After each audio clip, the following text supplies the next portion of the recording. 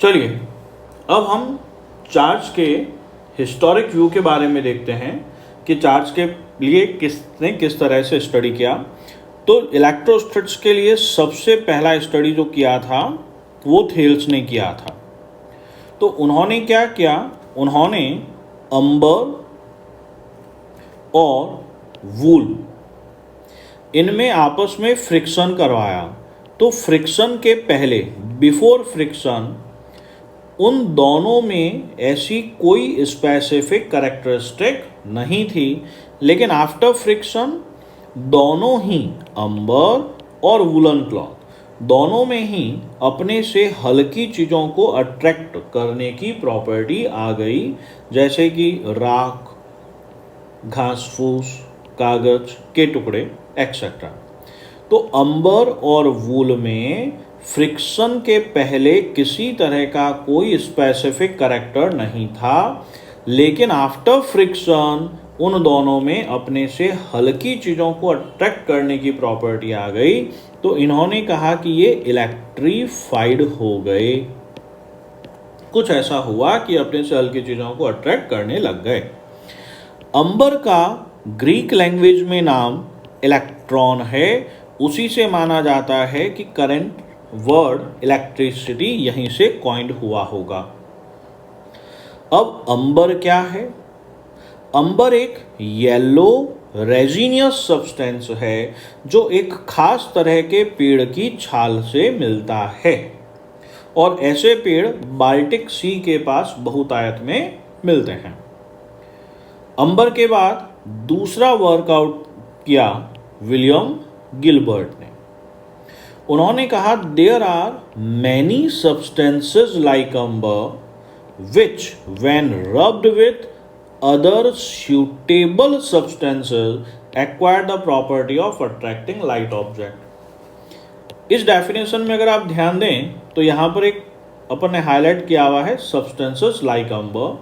तो वो सभी सब्सटेंस जो अंबर की तरह फ्रिक्शन के बाद अट्रैक्ट करने की प्रॉपर्टी रखते हैं उनको नाम दिया गया इलेक्ट्रिका। और इन्होंने डेफिनेशन में एक दूसरा वर्ड और यूज लिया कि भैया किसी भी चीज़ को किसी भी से फ्रिक्शन कराने से नहीं होगा, एक सूटेबल सब्सटेंस से फ्रिक्शन कराने पर ही होगा।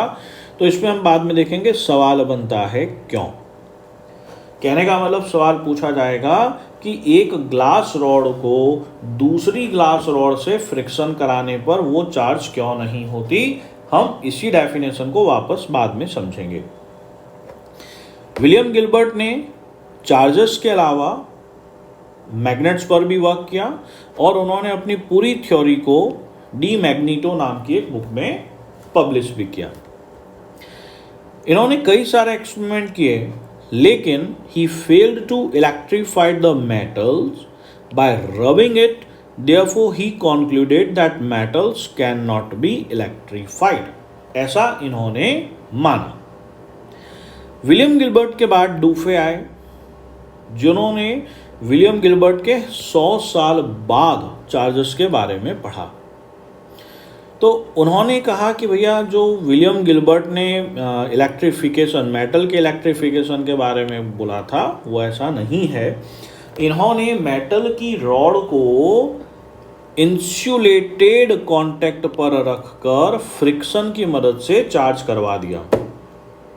इन्होंने टू फ्लूइड थ्योरी भी दिया। अकॉर्डिंग टू हिम कि दो तरह के फ्लूइड्स होते हैं जो फ्रिक्शन कराने पर एक बॉडी से दूसरी बॉडी में चले गए। इन्होंने ये भी माना कि अगर किसी बॉडी में एक ही तरह का फ्लूइड है तो रिपेल होगा, और अपोजिट तरह के फ्लूइड हैं तो अट्रैक्ट होगा। डूफे ने कहा कि जितनी भी तरह के फ्रिक्शनल इलेक्ट्रिसिटी में एक्सपेरिमेंट हुए हैं, हमेशा दो तरह के चार्ज डेवलप हुए, एक रेजिनियस, दूसरा विट्रियस। रेजिनियस चार्ज की नेचर वही थी जो कि अंबर पर डेवलप हुआ, और विट्रियस चार्ज की नेचर वही थी जो कि ऊनी कपड़े पर डेवलप हुआ। तो रेजिनियस जो कि अंबर पर डेवलप हुआ उसे बाद में नेगेटिव, और विट्रियस उसे बाद में पॉजिटिव कहा गया और ऐसा कहने वाले बेंजामिन फ्रैंकलिन थे।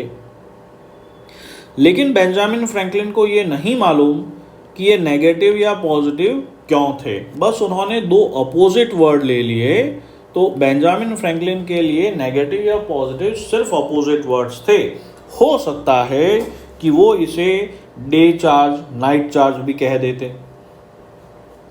इन्होंने वन फ्लूइड थ्योरी भी समझाई थी कि भैया दो चीज़ों को आप फ्रिक्शन कराते हो तो एक बॉडी से दूसरी बॉडी में कुछ ऐसा ट्रांसफ़र हुआ कि इस पर भी चार्ज हो गया और ये भी इलेक्ट्रीफाइड हो गए।